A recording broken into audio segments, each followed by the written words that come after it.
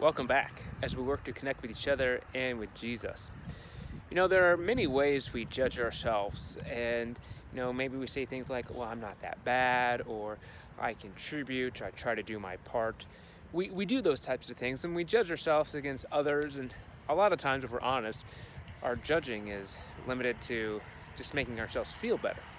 But we need to be careful and make sure that we judge correctly and that we're not too hard on ourselves, but we're also honest at the same time. Now, this tree right behind me is a tree that I planted from a seed almost 2 years ago. And I've watched it grow, and it's been exciting and fun to watch. In fact, it's getting close to 6 feet tall, and it's doing really well. And the tree's young. It hasn't really produced anything yet, but hopefully it will.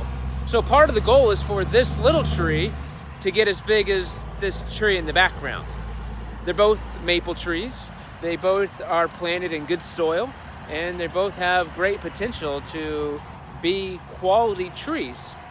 But if this little tree stops becoming useful, might as well cut it down.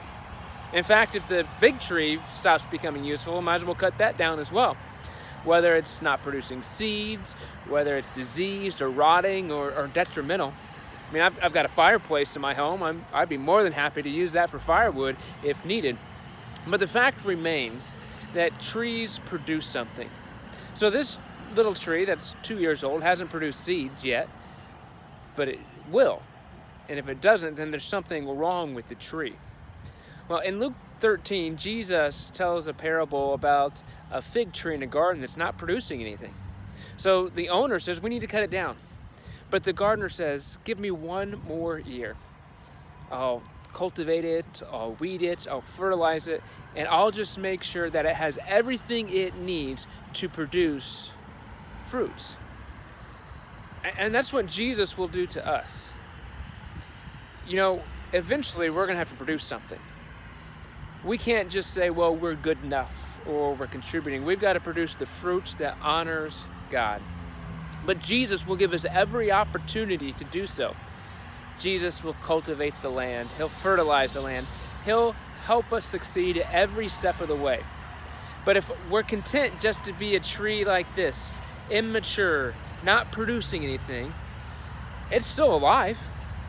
It's there. But there's more than just being there.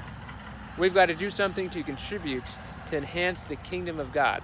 Because we're planted not just to survive, but to thrive and produce.